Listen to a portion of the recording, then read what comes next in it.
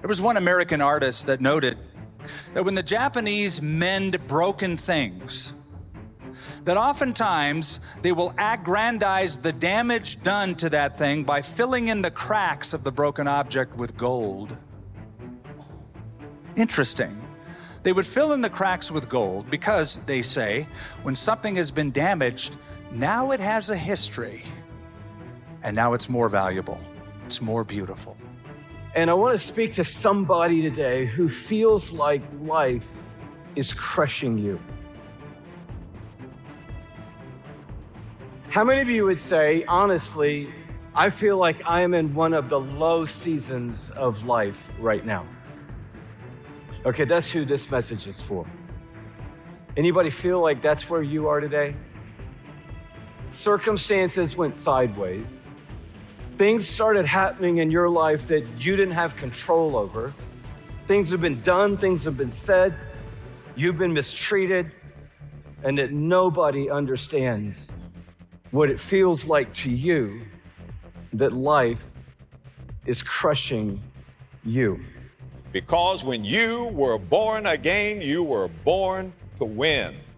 God did not save you for a defeated life. God's plan for you, precious friend, is victory. And He has a plan for you for victory in your thought life. You're probably like David and you're saying, how long, O Lord? Will you forget me forever? Will you hide your face? Must I take counsel in my soul and have sorrow in my heart? And will the enemy prevail? How long, O Lord?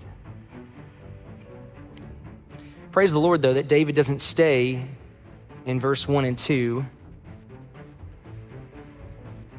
David is now writing the last part of this psalm with a new song in his heart. He is rejoicing in the Lord. Today, there's many of you in the room who have been living in verse 1 for far too long. You've been saying how long a whole bunch, but you haven't been saying, I will trust and I will sing and I will rejoice to the Lord because He has dealt bountifully with me. I just want to encourage you. And just like my sister would say, I know the 8-hour drive is long, but I promise the beaches are on the other side. I tell you today, I know the wilderness is a long way. The wilderness is hard. I'm just telling you, the Lord has great plans on the other side. I have 1,000 reasons to sing His praises. And I look back on my timeline and I say, look how God has been faithful. Look how God has been true. And I trust you and I'm looking to you for help in the middle of this. And find yourself rejoicing with a new song in your heart. Satan comes to kill, steal, and destroy. But Jesus said, I came, and I'm so glad He did. I came that you might have and enjoy your life and have it in abundance to the full until it overflows. I belong to Jesus Christ. But you know what, unfortunately, what I've learned is I don't grow really well when my flight is smooth. The times in my life that I have grown the most have been through the most violent turbulence. Things that I never would have picked, things that I never would have selected, things that I never would have asked for. Because when things were great, I was all about myself. But when I was overwhelmed, it was an opportunity to call out to God. If you want to enjoy life, you got to let God be God.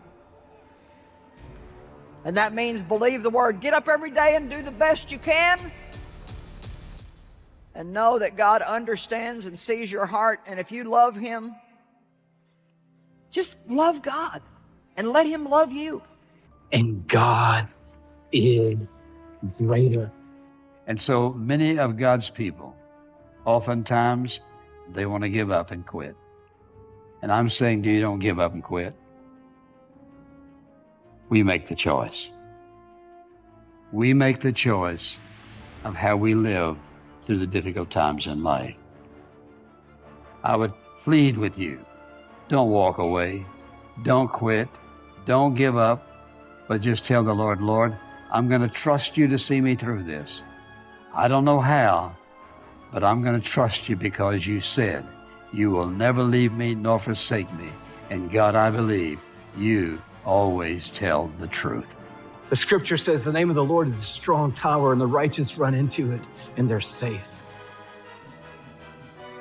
I'm going into my strong tower. And this thing, it could crush me, but there's no way it's crushing Jesus. And I am hidden with Christ in God. See, the pain of quitting, the pain of throwing in the towel, the pain of regret is always greater than the pain of perseverance. Say it one more time. The pain of regret is far greater than the pain of perseverance. And God is saying, if you persevere today, I will reward you. But there's only one way that you can do it. There's only one way that you can continue on. Do not quit. Continue to show up. If you're going through a storm, the first lesson you got to learn is God is always with you if you're a believer. There will be nothing I will face or you the rest of our life alone. Jesus is in my boat. He's in there. He's in my life and in my boat. And if you're a believer, He's in your boat too. God promises every believer, lo, I am with you always. I will never leave you or forsake you. Isaiah 43, verse 1 and 2. Fear not, for I have redeemed you. I have called you by name.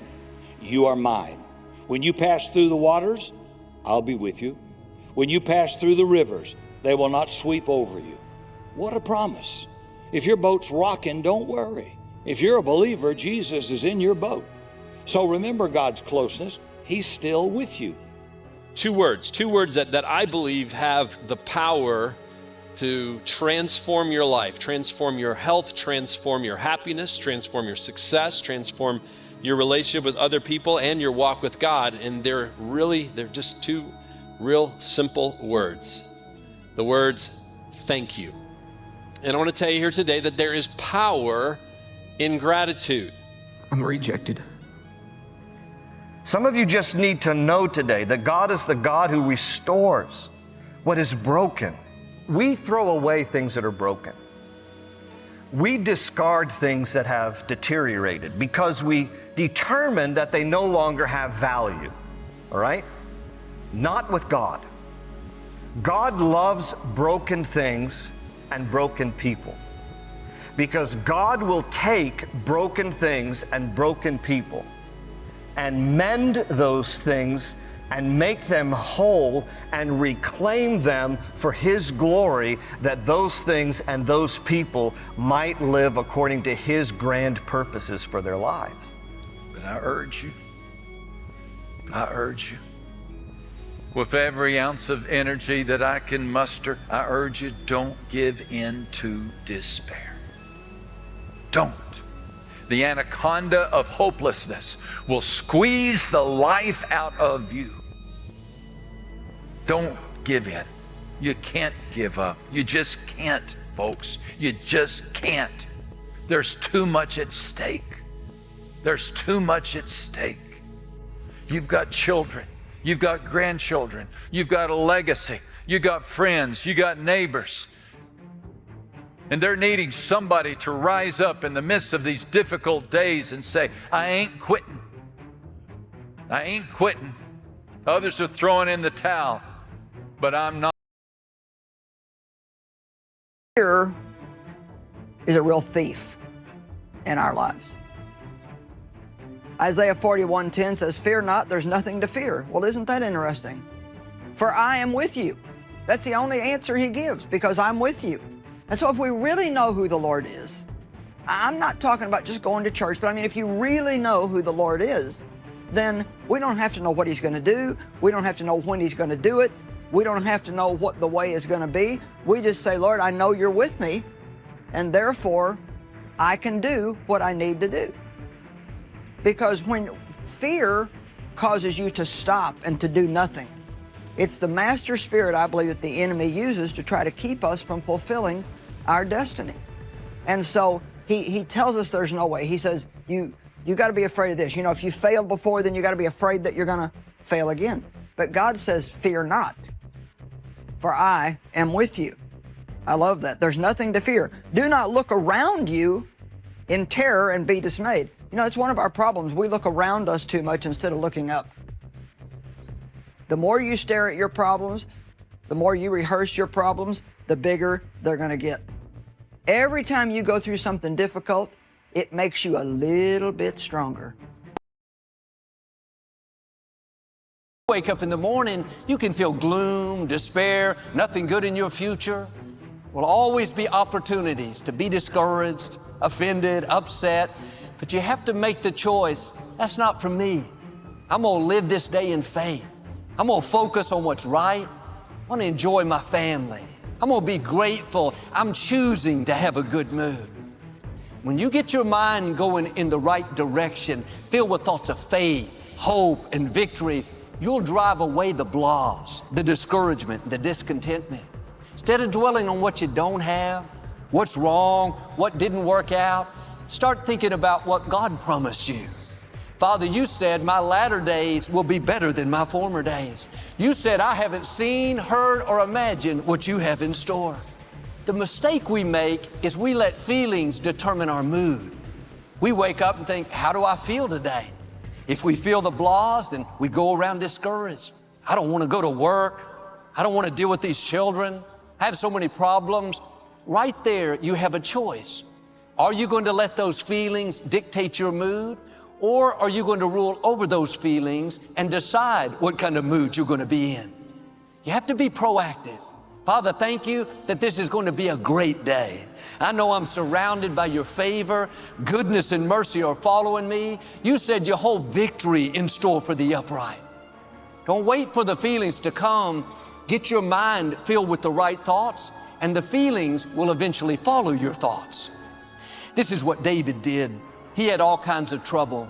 Armies coming against him, people slandering him. His own son was trying to take the throne. You can imagine how strong those negative feelings were. Discouragement, anger, self-pity. When everything said, be depressed, be sour, he woke up in the morning and said, this is the day the Lord has made. I will rejoice and be glad in it. You ought to get up in the morning and say, God, I want to know you and love you more. I have done this every single morning of my life for decades. I don't get out of bed in the morning before I do this. I sit on the edge of my bed before my feet touch the ground, and I just say this, dear God, it's another day. And if I don't get anything else done today, I want to know you a little bit better, and I want to love you a little bit more. And if at the end of the day that life sucked, that day sucked, everything went wrong, it was terrible, I sinned, there were mistakes, there were all kinds of grief and problems and difficulties. If at the end of the day, I know God a little bit better and love him a little bit more, I didn't waste that day. On the other hand, it doesn't matter how many things you accomplish, how many things you achieve, how famous you become, how much money you make, if at the end of each day, you don't know God a little bit better and love him a little bit more, you just wasted that day. See, here's the thing, don't grow distant from Jesus. All of us have friends, all of us have people that time and life has kind of gotten in the way and things have grown distant, maybe literally distant or maybe just emotionally but don't grow distant from Jesus.